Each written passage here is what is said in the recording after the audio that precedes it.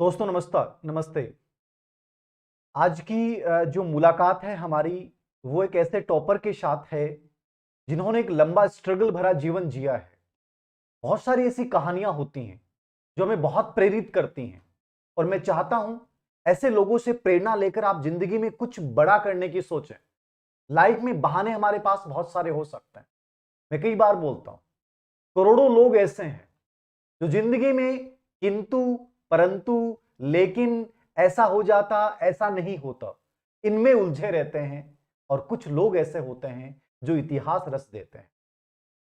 देर से बने देर से बने लेकिन अपनी जिंदगी में कुछ जरूर बने, क्योंकि ये जमाना आपसे आपकी खैरियत नहीं, आपसे आपकी हैसियत पूछता है। और यदि हैसियत पूछता है तब आपकी अपनी एक आइडेंटिटी होनी बहुत जरूरी है। आज एक ऐसी शख्सियत हमारे साथ है, श्री चेतन जी तिवारी। चेतन जी तिवारी ने अपने जीवन का संघर्ष भरा सफर, एक सामान्य परिवार से बिलोंग करते हैं और इस सफर में 2010 से लेकर और 2022 तक अपने सपनों की बुनियाद को खड़ा करने के लिए और अपने सपनों को प्राप्त करने के लिए बिना हिम्मत हारे और एक ऐसी पृष्ठभूमि से हैं। बड़ा जान के आपको बड़ा आश्चर्य होगा कि एक साइंस बैकग्राउंड का बच्चा नर्सिंग ग्रेड सेकंड के पद पे कार्यरत हैं, लेकिन सपना देखा कि मुझे असिस्टेंट प्रोफेसर पद बनना है और एक ऐसे विषय से जो इनसे रिलेवेंट ही नहीं है, जो इनसे संबंधित ही नहीं है। लेकिन जिंदगी में जब सपने देख लिए जाते हैं ना, तो उन सपनों को प्राप्त करने के लिए फिर चाहे कुछ भी करना पड़े, किसी भी हद तक गुजरना पड़े, और गुजरना चाहिए, याद रखना। कुछ ऐसा ही संघर्ष भरा सफर और फर्स्ट रैंक पूरे राजस्थान भर में 2022 असिस्टेंट प्रोफेसर भर्ती परीक्षा दर्शन शास्त्र में केवल एक सीट थी। टोटल दो सीट थी लेकिन एक विकलांग दिव्यांग की थी। टोटल एक सीट में पूरे राजस्थान भर में सभी को चीरते हुए पहला स्थान इन्होंने अर्जित किया है। चेतन जी, आपका बहुत अभिनंदन है, बहुत स्वागत है। बहुत अच्छा लगता है आप जैसी प्रतिभाएं जिनका बैकग्राउंड ना होते हुए भी और उस सेक्टर में जाकर और परचम लहराते हैं। इसका मतलब कहीं ना कहीं ऐसा लगता है कि सपनों को प्राप्त करने की चाहत किसी इंसान में हो और जिद किसी इंसान में हो तो निश्चित रूप से वो बड़ी सफलता अर्जित करता है। आपका बहुत अभिनंदन और बहुत स्वागत है। सभी व्यूअर्स का मैं हार्दिक अभिनंदन करता हूं और सर का हार्दिक अभिनंदन और धन्यवाद कि उन्होंने मुझे इस लायक समझा कि यहाँ पे आमंत्रित किया। और जैसा कि सर कह रहे हैं कि जीवन में हमें सपने देखने चाहिए, और मैं इस बारे में काफ़ी हद तक कलाम सर की एक बात से प्रभावित हूँ। उन्होंने कहा कि हमें ऐसे सपने देखने चाहिए जो हमें सोने नहीं दे। और मेरा ये एक ऐसा ही सपना था कि मैं अपने जीवन में एक बौद्धिक जीवन की तरफ बढ़ूँ। तो चूँकि मेरा बैकग्राउंड एक चिकित्सकीय बैकग्राउंड था, और मैं सभी लोग ये मानते थे कि मैं इससे रिलेट नहीं कर पाऊँगा अपने आप को। लेकिन फिर भी मैंने अपनी कोशिशें जारी रखी, और लगभग 8 साल या 7 साल के सफ़र के बाद मैं आज इस मुकाम पे हूँ कि अपने इच्छित परिवेश में मैं प्रवेश कर चुका हूँ। बहुत सुंदर बात कही है। लोग यूं ही कहेंगे, कई ठोकरों के बाद गिरकर खड़ा हुआ हूं मैं, कई ठोकरों के बाद गिरकर खड़ा हुआ हूं मैं। ए जिंदगी, तेरी ठोकरों से बहुत बार फिसला हूं मैं, लेकिन मेरे हौसलों से फिर से मैं मुकम्मल खड़ा हुआ हूं मैं। तो जिंदगी में याद रखना, चाहे लोग कुछ भी कहें, लेकिन सबसे महत्वपूर्ण बात है कि तुम्हारे हौसले कितने बड़े हैं और उन हौसलों से तुम हर उस इंसान को जवाब दे सकते हो जो ये कहता है कि तुम ये नहीं कर पाओगे। मैंने कहा ना, लोगों की जो कॉमन इंसान है उसकी जिंदगी में वर्ड होते हैं जो अपने आप को आत्मसीमित कर लेते हैं, लेकिन हमें हमारी संभावनाओं से परे जाना है। और निश्चित रूप से हर इंसान जा सकता है। जब एक चिकित्सकीय बैकग्राउंड नर्सिंग ग्रेड सेकंड में इन्होंने लगभग 8 से 10 परीक्षाएं दी हैं और बहुत सारी परीक्षाओं में असफल हुए हैं, कुछ में सफल भी हुए हैं, ठीक है। लेकिन उसके बावजूद कहीं ना कहीं मैंने इनसे जब बात की भी कर रहा था तो मैंने पूछा कैसे कर पाए जॉब के साथ ये चीजें आप। तो ये बोलते हैं कई बार ड्यूटी रात की होती थी, कई बार मॉर्निंग की होती थी, कई बार दोपहर की होती थी, बहुत मुश्किल होता है। आप में से कई बच्चे कह देते हैं सर घर में ये परिस्थिति आ गई, बड़ा अजीब सा लग जाता है, सर आज तो ये हो गया, बड़ा अजीब सा लग जाता है। एक इंसान को अगले दिन का पता नहीं कि उसका ड्यूटी का शेड्यूल क्या रहेगा, उसका पढ़ने का शेड्यूल क्या रहेगा, लेकिन उसके बावजूद वो इंसान अपनी तमन्नाओं के शहर को प्राप्त करने के लिए कड़ी मेहनत से जितना समय मिलता है, रात की ड्यूटी हो, मॉर्निंग ड्यूटी हो, दोपहर की ड्यूटी हो, लेकिन वो कैसे भी समय निकालता है और सेल्फ स्टडी अपनी मेहनत से नोट्स बनाता है और कहीं ना कहीं उन अरमानों को पूरा करने के लिए अपना सब कुछ झोंक देता है। तो याद रखना, उसके लिए पोस्टों की संख्या मायने नहीं रखती है, मायने रखता है कि तुम्हारे अंदर का जो जुनून है वो कितना ताकतवर है। ये ऐसा साबित किया है चेतन जी ने। चेतन जी, आपने सोचा था क्या कि मैं 2022 की भर्ती है, सिर्फ 2 पोस्टें हैं और इन 2 पोस्टों में मैं राजस्थान में पहली रैंक लेके आऊंगा, ऐसा कोई कुछ था या आपने अपना बस प्रयास किया और ये परिणाम आपके सामने आ गए? जी सर, मैं अपना पूरा प्रयास देने की मैंने कोशिश की। मेरे एक मित्र थे, दर्शन शास्त्र से ही थे वो। उन्होंने मेरे को कहा भी था कि जब मैंने उनसे पूछा कि सर आप अप्लाई नहीं कर रहे हैं क्या 2 पदों के लिए? तो उन्होंने कहा कि 2 पदों में क्या होगा? 2 पदों में अप्लाई करने से क्या होगा? काफ़ी सारी भीड़ होती है और काफ़ी कोर्स होता है, तो वो कहीं पे जॉब कर रहे थे। उन्होंने मेरे को भी कहा कि आप जब जॉब कर रहे हैं तो अपने को थोड़ा डिफ़िकल्ट होगा, उन बच्चों की अपेक्षा जो कि केवल इसी के लिए पढ़ाई कर रहे हैं। सही बात। लेकिन मैंने उनसे कहा कि सर ठीक है, अपनी हो सकता है अपनी छुट्टियाँ मारी जाए या अपनी कुछ और मुसीबतें अपने सामने आए, लेकिन अपने को एक कोशिश ज़रूर करनी चाहिए। सही बात। और मैंने मेरी कोशिश इसी तरह से यही सोच के शुरू की कि ये मेरा आखिरी चांस है और इसके बाद मेरे को कोई चांस नहीं मिलेगा। तो जब मैंने आखिरी चांस के लिए सोचा तो अपने अंदर जितनी भी एनर्जी थी, जितनी भी पॉसिबिलिटीज़ थी वो मैं निकाल पाया और अंत में मैं सफल हो पाया। बहुत बड़ी बात है कि कई बार लगता है कि हम बहुत सीमित पोस्टों में कैसे कर पाएंगे, वो लोग जो 24 घंटे मेहनत कर रहे हैं उनको हम कैसे पीछे छोड़ पाएंगे। लेकिन सबसे बड़ी चीज होती है सेल्फ कॉन्फिडेंस, विश्वास आपको दुनिया से बहुत अलग कर देता है। और ये मैं हमेशा बोलता हूं आप लोगों को, ऐसा कोई इंसान नहीं जो डायरेक्ट सफल बना है। अब सोचिए, ये बैकग्राउंड है इनका नर्सिंग ग्रेड, बीएससी राजस्थान स्वास्थ्य विज्ञान विश्वविद्यालय के गोल्ड मेडलिस्ट रहे हैं। अब सोचिए, बीएससी के सब्जेक्ट एकदम से अलग, लेकिन कहीं ना कहीं फिलोसॉफी विषय को चुना। दर्शन एक कंप्लीटली मानविकी का विषय है। दर्शन को जब आप पढ़ोगे तो नॉर्मली साइंस का बच्चा हो या कोई भी हो, मैंने खुद फिलोसॉफी को पढ़ा है आरएस मेंस के लिए, तो दिमाग खराब होने लग जाता है उस विषय को चुनना। और उस चुनने के बाद 4 बार नेट का एग्जाम देना, उनमें से पहली दोनों नेटों में असफल हो जाना, लेकिन फिर से खड़ा हो जाना और फिर अगली नेट को क्रैक कर डालना।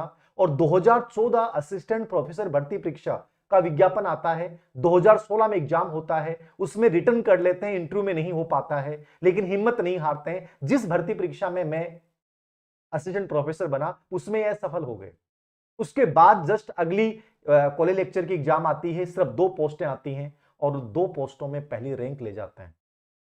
बहुत गजब का सफर है, याद रखना। ये उन बच्चों के लिए एक प्रकार से सबक है जो कहते हैं कि सर पोस्टें बहुत कम है, मैं कैसे कर पाऊंगा। मायने नहीं रखता कि पोस्टें कितनी है, मायने रखता है कि तुम सामने वाले से लड़ने के लिए कितनी तत्परता के साथ तैयार। और यही चेतन जी ने दिखाया है। चेतन जी, ये जो आपका जॉब था, बड़ी प्रॉब्लम्स आती होंगी ड्यूटी का, ये सब मैनेज कैसे किया आपने? सर इसमें ड्यूटीज़ में मैंने एक्चुअली कुछ तो मेरे स्टाफ साथियों का सहयोग रहा। उन्होंने मेरी ड्यूटीज़ में जो मेरी डिमांड्स रहती थी उस हिसाब से मेरे को कोऑपरेट किया। और जैसे ऑफ सीजन आता है हॉस्पिटल में, कुछ सीजन ऐसा रहता है जब पेशेंट्स काफ़ी ज़्यादा होते हैं, भीड़ काफ़ी ज़्यादा होती है, तो उस टाइम तो मैं वहाँ पे स्टडी नहीं कर पाता था। लेकिन जो ऑफ सीजन मेरा रहता था, तो वहाँ पे अगर हमें टाइम मिलता था कि जैसे 3 घंटे, 1 घंटे, 2 घंटे अगर हम थोड़ा स्लो है हॉस्पिटल, तो उस टाइम पे भी मैं अपने नोट्स बनाना या कुछ अपना पढ़ना वो जारी रखता था। तो उससे मेरे को घर की अपेक्षा जितना समय मेरे को घर पे मिल पाया, उतना ही समय लगभग मैं हॉस्पिटल में निकाले? हॉस्पिटल में भी निकाल पाया।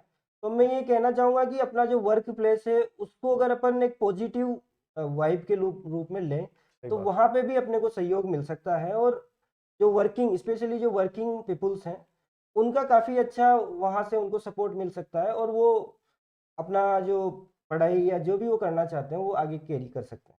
सबसे बड़ी बात, सर ने एक वर्ड यूज किया, पॉजिटिव वाइब्स। मैं हमेशा बोलता हूं, एक होता है कि हम रोना रोते हैं, सर घर के हालात ऐसे हैं, वैसा हो गया, सर मौका नहीं मिल रहा है, सर पार्ट टाइम जॉब करना पड़ रहा है, क्या करें सर। एक ये है दुखियारी जिंदगी।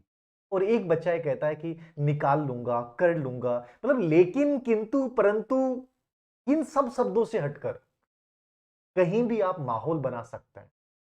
अब इस जॉब में मुझे लगता है कि जब हम एक दिन हॉस्पिटल जाते हैं तो दिमाग खराब हो जाता है वहां के माहौल सिचुएशन को देखकर। अब एक बंदा उस माहौल में पढ़ाई कर रहा है और सपना देख रहा है अपने से हटकर सब्जेक्ट में, और वहां टॉप कर जाता, कोई कोचिंग नहीं, कुछ नहीं, सिर्फ सेल्फ स्टडी। मैं बात कर रहा था, इन्होंने बताया कि 250 पेज के नोट्स बनाए, उनको बार बार रिपीट किया, और आज आपके सामने है। आप कहते हो कि सर संसाधन नहीं है, जरूरत ही नहीं है संसाधनों की। संसाधन हमारे अंदर हैं, उनको उत्पन्न करना होगा, पैदा करना होगा। कई बार बच्चे मेरे से कहते हैं सर ये कोर्स महंगा है, सर ये टेस्ट सीरीज महंगी है। मैं बोलता हूं आप लोगों को कुछ लेने की जरूरत ही नहीं है ना। कोई भी कोर्स, कोई भी ऑनलाइन ऐप, कोई भी ऑफलाइन कोचिंग केवल आपकी मामूली हेल्प कर सकते हैं, आपको गाइड दे सकती है, लेकिन असली ताकत तो तुम्हारे अंदर भरी पड़ी है। उसको जगाओ ना एक बार, उसको पैदा करो ना, उसको हवा दो ना, 100% कुछ बेटर करोगे। आप ये बताएंगे चेतन जी, इस सफर में कई बार ऐसा नहीं लगता था आपको कि आपने कई परीक्षाएं दी, जैसे पहली आपने बीमा वाली चंडीगढ़ 2010 में एग्जाम दिया, आप सफल हो गए, फिर आपने नर्सिंग ग्रेड सेकंड दिया, इसमें सफल हो गए, फिर आपने जामिया हमदर्द हॉस्पिटल वाला दिया, आपने उसमें सफल हो गए, फिर आपने दोबारा दिल्ली वाला दिया, इसमें सफल रहे, असफल असफल असफल रह गए, ठीक है। फिर नर्सिंग ट्यूटर वाला दिया, इसमें भी असफल असफल रह गए। फिर 2014 जून, 2015 जून नेट में असफल हो गए, असफल और उसके बाद दिसंबर 2015 में नेट में आप सफल हुए, ठीक है। फिर 2016 में कॉलेज लेक्चर में आप असफल हुए। फिर 2018 केंद्रीय विश्वविद्यालय की असिस्टेंट प्रोफेसर में आप असफल हुए। 2019 में राजस्थान यूनिवर्सिटी एमपी टेट में आपने चौथी रैंक अर्जित की, और 2021-22 में आपने कॉलेज लेक्चर में फर्स्ट रैंक अर्जित की। कई बार मैं बच्चों से बात करता हूं, इतना रूबरू होता हूं, स्कूल लेक्चर का बच्चों ने एग्जाम दिया, पहला एग्जाम था और असफल हो गए, उन्हें लगा कि सब कुछ टूट गया, बिखर गया। आपने बहुत सारी परीक्षाएं दी, बहुत बार आप असफल भी हुए, उस समय कैसे अपने आप को मैनेज, कैसे प्रेरित करते थे? सर, अगर हम मेरा ये मानना है कि अगर अपने को जब तक सफलता नहीं मिले, अपनी इच्छित सफलता, तब तक तो असफलता का अस्तित्व ही नहीं है। अस्तित्व ही नहीं। असफलता का अस्तित्व सर होता ही नहीं है एक्चुअली, कि जो जो आदमी सफल होना चाहता है उसके लिए असफलता का अस्तित्व ही नहीं होता है, क्योंकि वो सफल ही होना चाहता है, तो वो जब तक सफल नहीं होएगा तब तक वो रुकेगा ही नहीं। सही और बात। जब वो रुकेगा ही नहीं तो असफलता तो मंजिल का एक बस पड़ाव है, माइल स्टोन है, तो वहां सही से अपने को गुजरना है। और सफलता अपने आप में एक दूरगामी लक्ष्य होता है, तो ऐसा नहीं है कि हम डायरेक्ट उस दूरगामी लक्ष्य या अंतिम माइलस्टोन्स तक पहुंच जाएंगे। हमें जो रास्ते में जितने भी माइलस्टोन्स पड़ेंगे उन सबको क्रॉस करते हुए आगे निकलना होगा। तो इसके लिए असफलताएं ही सफलता का आधार बनती है, वो हमारी रणनीतियां बदलवाती है हमसे, हमारी जो कोशिशें हैं उनके तरीकों को बदलवाती है। कि पहले आपने, जैसा कि मैं बताना चाहूँगा कि पिछले 2014 वाले असिस्टेंट प्रोफेसर एग्जाम में मेरा राजस्थान वाला पोर्शन काफ़ी थोड़ा वीक रह गया वीक था, रह गया था। तो इस बार मैंने रणनीति बदली और उस पर ज़्यादा फोकस किया, तो वहाँ से मेरे को अच्छा स्कोर मिला, अच्छा पुश मिला, और कहीं ना कहीं वो सफल भी रही, क्योंकि इस बार जो एग्जाम्स हुए थे उनमें लगभग सभी सब्जेक्ट्स में सब्जेक्ट बेस्ड पेपर काफ़ी टफ थे पिछले पेपर्स की अपेक्षा। तो जो लॉस मेरा इधर सब्जेक्ट में होना था वो उधर कवर हो गया, वेरी और गुड। अगर मैं उस रणनीति को चेंज नहीं करता तो शायद आज मैं यहाँ नहीं होता। बहुत बड़ी बात है, मैं आप लोगों को बहुत बार भी बोल देता हूं कि कहीं ना कहीं हम असफल हुए हैं, तो कहीं ना कोई कमजोरी, गलती तो रही है। हमारी गलती जरूर रहती है सफलता में, कोई दूसरा दावेदार जिम्मेदार नहीं होता है। अब आपको ये देखना है कि वो गलती क्या रही है, अब मुझे अपना तरीका बदलना है, स्ट्रेटेजी बदलनी है, वो रणनीति बदल डालो, वो कमियों को ढूंढो और उससे सबक लेते हुए आगे बढ़ जाओ।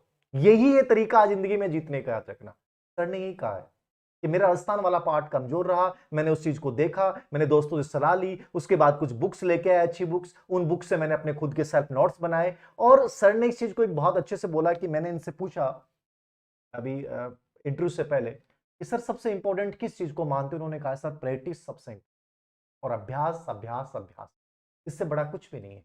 और सबसे बड़ी चीज यही है, आप कितना अपने आप को इंप्रूव करने के लिए कितने आप क्वेश्चंस पेपर को निकालते हो, टॉपिक पढ़ने के बाद कितना देखते हैं, यही वो तरीका है जो भीड़ से आपको अलग बनाता है। चेतन जी, आज के इस दौर के बच्चों को, जहां बच्चे बहुत जल्दी हताश निराश हो जाते हैं, आपने 12 साल का एक लंबा सफर देखा अपने सपने को सच करने के लिए, हारे नहीं, थके नहीं, लड़ते रहे परिस्थितियों से, जैसे भी आए, एक सामान्य बैकग्राउंड से आप निकले।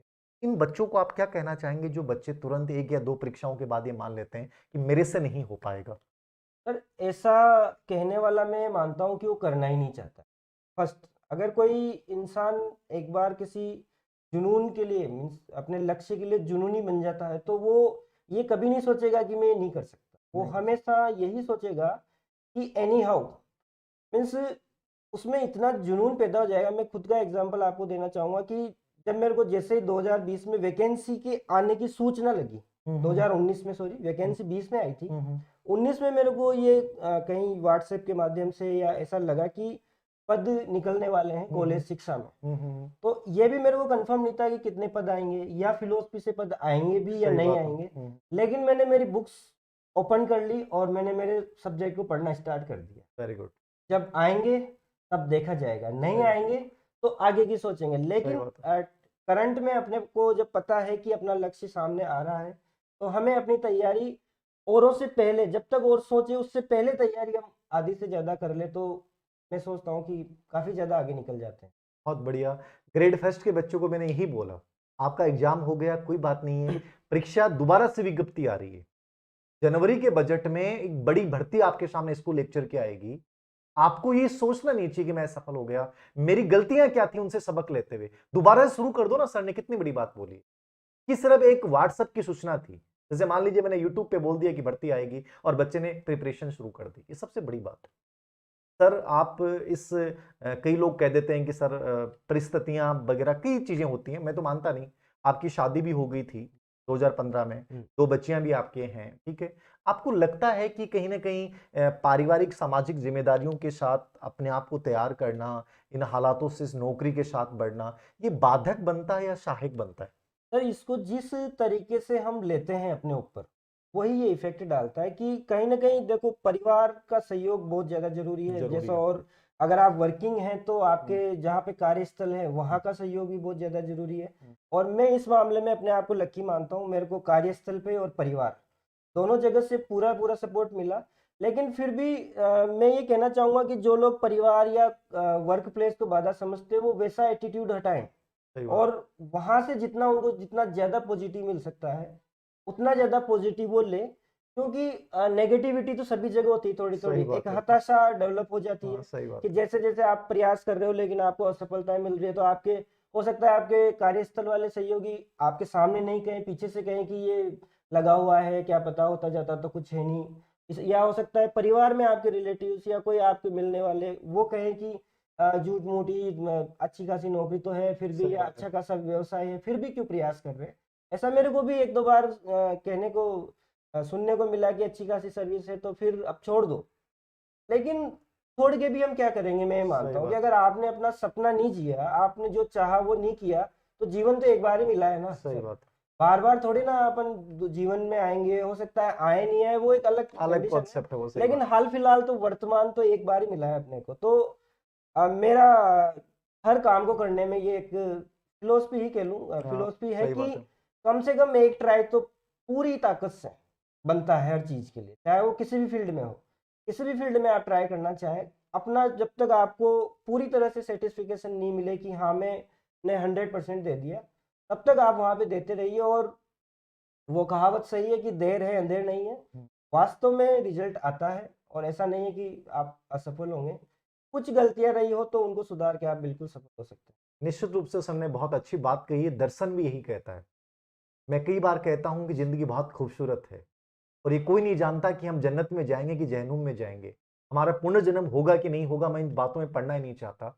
जीवन एक बार मिला है और अपने सपनों को जी के जाना है और जिसके लिए जिस हद तक गुजरना है जाना है। और मेहनत यदि हम सच्चे मन से करते हैं, संपूर्णता के साथ करते हैं, तो याद रखना समय लग सकता है, देर हो सकती है, लेकिन सपने सच होते हैं। ये मैंने आपको अपनी कहानी से भी बताया है, चेतन जी की कहानी से भी आपके सामने समझ में आ गया होगा कि पोस्टें मायने नहीं रखती, बैकग्राउंड मायने नहीं रखता, किस पृष्ठभूमि से वो मायने नहीं रखता, वो विषय आपका रहा कि नहीं रहा मायने नहीं रखता। मायने रखता है कि तुम किस जुनून और किस हौसले के साथ उसको प्राप्त करने के लिए दौड़ रहे हो। ये दौड़ बहुत महत्वपूर्ण, और ये दौड़ चेतन जी ने दौड़ी है और इसमें सफल हुए हैं, असफलताओं के बाद सफल हुए हैं। मुझे लगता है कि इंटरव्यू बड़ा गजब का और आपके लिए बहुत प्रेरणादायक रहा होगा। अंतिम सवाल पूछने से पहले, हमारी एक मुहिम थी कोरोना काल से जीत जाएंगे, और जीत जाएंगे तहत चेतन जी मैंने घोषणा की थी जो बच्चा सक्सेसफुल होगा, जो बच्चा सफल होगा, मैं उसको पेन दूंगा। ये हमारी तो इसका बहुत मोटिवेशन प्रभाव पड़ा और लगभग 3 से 4 हजार बच्चे इन पिछले 1 डेढ़ साल में मेरे से प्रत्यक्ष अप्रत्यक्ष जुड़े हुए बच्चे सफल हुए हैं। वही प्रतीकात्मक रूप से इन बच्चों को मोटिवेट करने के लिए, क्योंकि आज आपने अपने इस मुकाम को पाया है, तो हमारी अवनी एजुकेशन की ओर से जो एक सांकेतिक भेंट है वो मैं आपको दूंगा और इससे इन बच्चों को मोटिवेट करना चाहूंगा कि मैं चाहता हूं कि तुम में से हर एक बच्चा इस पेन को, ये पेन याद रखना एक तुम्हें अपने लक्ष्य तक पहुंचाने का एक प्रतीकात्मक साधन है, लेकिन मैं चाहता हूं आप में से हर एक बच्चा मेरे साथ यहां इंटरव्यू देने के लिए आए।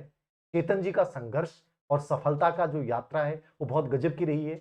ये अंतिम अपना संदेश क्या देंगे उससे पहले ये सांकेतिक भेंट सर, ये हमारी एक प्रतीकात्मक है और मैं चाहूंगा कि जो हमारी जीत जाएंगे की मुहिम है, इसको आप भी अपनी जिंदगी में उन बच्चों तक जहां आपको लगता है कि लाइफ में कोई बच्चा हताश निराश है, एक बार उस बच्चे को आप जरूर ये प्रेरित कीजिएगा कि लाइफ में कभी वो हिम्मत नहीं हारे।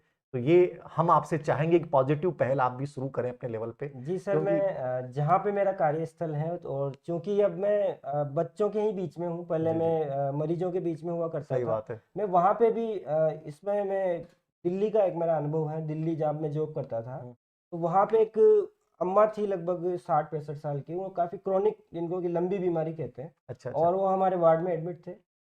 मैं उनसे हमेशा जब भी मेडिसिन लेके जाता था उनके पास, जो भी टाइम पीरियड के हिसाब से होती थी, तो अदर स्टाफ्स भी होते थे, उन हम्म। वो भी मेडिकेशंस करते थे। सही। लेकिन चूंकि मैं उस समय नया भी था फील्ड में और मैं सीखना भी चाहता था, तो मैं उनसे कुछ बातें, जैसे हम्म। मान लो 20 पेशेंट है तो थोड़ा उनको एक्स्ट्रा टाइम दे दिए। सही है। तो उन्होंने, उनको थोड़ा पॉजिटिव फील हुआ और हम्म। वो धीरे धीरे मेरे से अटैच हो गए, और जी अटैच होने के बाद जब वो डिस्चार्ज होके गए तो उन्होंने मेरे को थैंक्स कहा और कहा कि इस लड़के की वजह से मेरे को जीवन में थोड़ा जीने के हम्म। लिए उत्साह मिला, या इसकी जो टेक्नोलॉजी थी या जिस हाँ। तकनीक से मेरे पास बैठता था, बातचीत करता था, मेरे को भी उनसे लगाव हो गया था।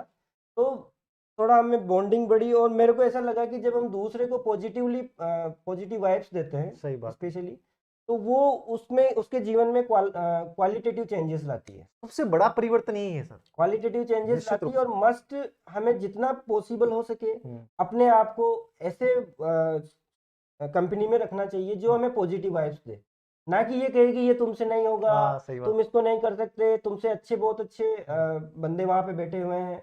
और अ, ऐसा मैं खुद एक और कहना चाहूंगा कि मैं जब इंटरव्यू देने गया था इस बार, पिछली बार मेरे इंटरव्यू में मेरे बैकग्राउंड को लेके जो बोर्ड था वो काफी सरप्राइज था, और उनका कहीं ना कहीं इस तरह का रेस्पॉन्स था कि ये एकदम बिल्कुल कहाँ से उठ के कहाँ आना चाह रहा है।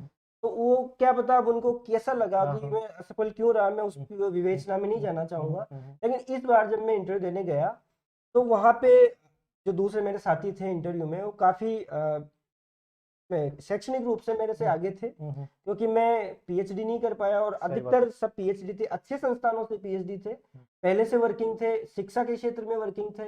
मैं नॉन शैक्षणिक बैकग्राउंड से था, लेकिन फिर भी मैंने अपने आप को, एक बार तो मैं खुद भी इंटरव्यू देने से पहले थोड़ा ऐसा हो गया था कि अपना तो शायद इस बार भी मुश्किल ही हो, क्योंकि इंटरव्यू में अपने से काफी विद्वान यहाँ पे आए हुए हैं। लेकिन फिर मैंने, जब मैं अंदर गया बोर्ड के सामने, तो बोर्ड ने इसे लक कह ले या कुछ भी कहे, बोर्ड ने मेरे बैकग्राउंड को लेके काफी उत्सुकता जाहिर की। पिछले बोर्ड ने तो उसको एज हाँ नकार दिया, नेगेटिव नेगेटिव नेगेटिव ले। फील्ड के तौर पे लिया, लेकिन इस बोर्ड ने या फिर इसे कहें कि कोविड काल में जो चिकित्सकीय संवर्ग ने जो सेवाएं की सही है बात है आम सर, आदमी की, सही बात मैं सभी चिकित्सीय वर्ग के लिए कह रहा हूँ, सिर्फ पर्टिकुलर मेरे लिए नहीं, है।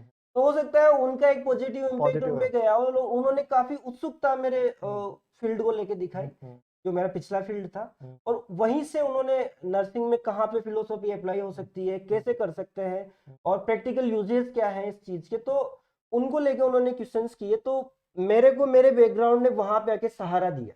सही बात है। जब मैं मेरे मेरे प्रीवियस बैकग्राउंड से लेके मेरे को क्वेश्चन उसी को जोड़ते हुए किए गए, तो मैं काफी सहज रहा और काफी अच्छा इंटरव्यू मेरा रहा। तो मैं ये कहना चाहूंगा कि हम अपना जो भी बैकग्राउंड है उसको, जब वहां पे जाएं, कई लोग पूछते हैं कि हम दूसरे बैकग्राउंड से हैं, वहां पे कैसे आंसर्स देंगे, कि आप कैसे करते हो, कैसे क्या करते हो।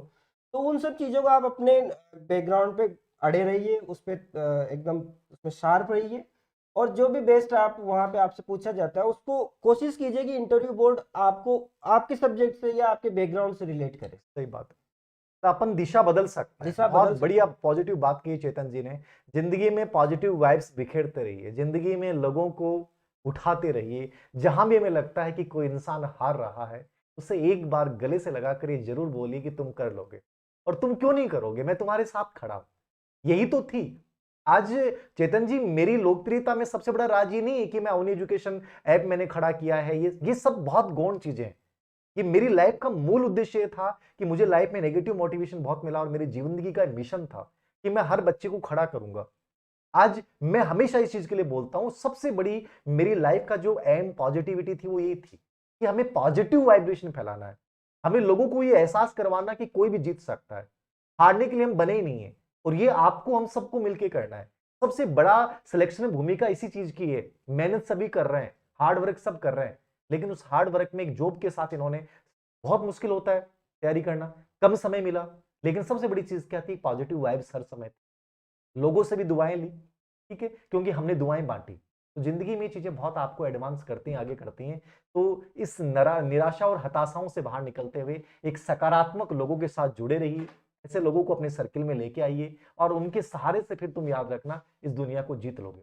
अंतिम में से चेतन जी, इन बच्चों को क्या देना चाहोगे आज के इस प्रतियोगिक एग्जाम के इस दौर के बच्चे को? क्या आपकी तरफ से क्या एक सफलता का टिप्स हो सकता जी, मैं यहाँ पे एक थोड़ी बच्चों के लिए बच्चों जैसी बात कहना चाहूँगा। मेरे बचपन में पहले थोड़ी मजाक वाली लगी बच्चों को बात, लेकिन एक माचिस आया करती थी एम करके, उसके हाँ। पीछे अच्छे कोटेशंस लिखे हुए आते थे। जी जी। वो मेरे को अभी तक याद है, एक अच्छा। कोटेशन की, फ्लाई फॉर द मून्स, वो fly for the moon, even if you fail you will land on stars. तो आप चंद्रमा के लिए उड़ो, अगर आप फेल भी हो जाओगे तो आप तारों पे गिरोगे। सही बात। तो इस तरह से आप अपना जो टारगेट है या अपना जो प्रयास है वो एक उच्च स्तर का रखें, तो छोटे स्तर पे तो आप कहीं ना कहीं सफल होंगे ही सही। सही बात। तो मैं ये कहना चाहूंगा कि आप छोटे छोटे टुकड़ों में लक्ष्य को न बांट के एक मास लेवल पे अपने लक्ष्य को रखें, और उसके हिसाब से अगर आप आगे बढ़ेंगे तो छोटे माइलस्टोन्स के रूप में जो दूसरे लक्ष्य आएंगे वो आप उनको साथ में लेते हुए सफल हो पाएंगे।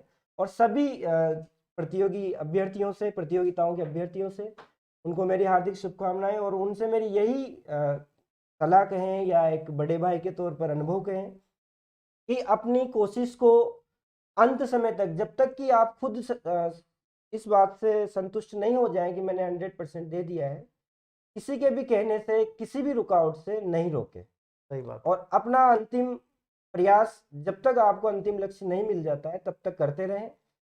जरूर आपको सफलता मिलेगी, इसमें कोई शक नहीं है। बहुत सुंदर बात कही है कि कहीं से भी पॉजिटिव वाइब्रेशन लिया जा सकता है, और आसमान में उड़ने के लिए डिजायर्स बड़ी पारी। जब सपने बड़े देखोगे तो कम से कम वहां जरूर पहुंच जाओगे, वहां कम से कम जरूर पहुंच जाओगे। यानी कि चंद्रमा के बारे में सोच रहे हो तो कम से कम स्टार्स में तो शामिल होंगे अब। और यही जीवन का उद्देश्य होना चाहिए। एक बच्चे का मैसेज, सर दीपावली मैंने 10 दिन खराब कर दिए, दबाव महसूस कर रहा हूँ। हंसराज जी, बहुत बड़ी बात, आज हमारे इंटरव्यू से आप क्या सीख रहे हैं? अब बताइए, सर की पोस्ट जॉब थी, मैं भी इन सर्विस के दौरान मैंने प्रिपरेशन की है, समय निकाला है। दबाव आप जब ज्यादा फील करते हैं जब उसके बारे में सोचना शुरू कर देते हैं। वो नॉर्मल चीजें हैं, दीपावली पे 5 दिन खराब कर, 10 दिन खराब कर दिए, लेकिन तुम आज भी दीपावली के बारे में सोच रहे हो, 10 डेज के बारे में सोच रहे हो, मतलब अतीत तुम्हें प्रभावित कर रहा है। और हमने एक चीज बोली थी, प्रेजेंट में रहे। अतीत वर्त जो गया वो गया, आपने गलती की वो कर दी। अब उस गलती से सबक क्या लेना है, कि उस गलती से सबक क्या लेना है कि मैंने 10 डेज में जो समय खराब किया उसकी भरपाई मैं आज से करना शुरू कर दूंगा। 2 घंटे एक्स्ट्रा निकालूंगा, 3 घंटे एक्स्ट्रा निकालूंगा, और आने वाले 7 दिन में तुम उसकी भरपाई कर दोगे। लेकिन तुम आज के दिन, और यदि उस बात को अपने दिमाग में लेके बैठे हो, तो अतीत तुम्हारे वर्तमान को रोंद रहा है, याद रखना। और इतनी ताकत अतीत में नहीं होनी चाहिए कि तुम्हारे वर्तमान को रोंद दे, क्योंकि वर्तमान रुंध गया ना तो भविष्य के कहीं आसार नहीं, याद रखना। तो वर्तमान को ताकतवर बनाओ। प्रेजेंट तुम्हारे सामने ये है, समय पड़ा है। क्या समय हुआ है? अभी 12:13 हुई हैं, और तुम रात तक उस 10 दिन की भरपाई, शायद 2 दिन की भरपाई तुम आज कर दोगे, 2 दिन की भरपाई तुम कल कर दोगे। यही तो जीतने का एक तरीका है। कहीं ना कहीं से पॉजिटिव लीजिए ना इन चीजों से। क्यों अतीत की चीजों को रो रहे हो? अतीत इतना ताकतवर नहीं है जो वर्तमान को प्रभावित करने लग जाए। वर्तमान को ताकतवर बनाओ। तो आज के इस इंटरव्यू के लिए चेतन जी बहुत बहुत धन्यवाद, बहुत बहुत अभिनंदन। आप अभी बाड़मेर कॉलेज में पोस्टेड हैं और बहुत अच्छा लगा, इतनी दूर से आप इंटरव्यू के लिए आए हैं, ये बहुत बड़ी बात होती है। और मेरे को लगता है कि आपकी इसकी इंटरव्यू से आज बहुत सारे बच्चों की लाइफ में कुछ पॉजिटिव वाइब्रेशन आएगा, कुछ सकारात्मक परिवर्तन आएगा। तो आप सभी अभ्यर्थियों को, जो बच्चे प्रिपरेशन कर रहे हैं, उनको बहुत सारी शुभकामनाएं और उम्मीद करता हूं कि चेतन सर की तरह आप भी एक दिन इसी सीट पर बैठकर और इसी तरह से हमें इंटरव्यू देंगे। ये मैं चाहता हूं आपके मम्मी पापा उस इंटरव्यू को देखें, उस दिन ऐसा फील होगा कि हाँ, हम सही दिशा में हैं। थैंक यू सर, बहुत बहुत धन्यवाद आपका, बहुत बहुत मेरे अभिनंदन। को यहाँ पे बुलाने के लिए आपका काफ़ी हार्दिक धन्यवाद। Thank you sir. और मैं चाहूँगा कि काफ़ी बच्चे यहाँ पे, ये सीट कभी खाली नहीं रहे। आपको हर संडे या जब भी हाँ। आपको समय मिले, यहाँ पे बच्चों को जरूर बुलाने का मौका मिलता ही रहे, ऐसा मैं जरूर चाहूँगा। जरूर जरूर। आपका पुनः हार्दिक धन्यवाद। Thank you very much sir. जय हिंद, जय भारत, जय वंदे हिंद, मातरम। जय भारत।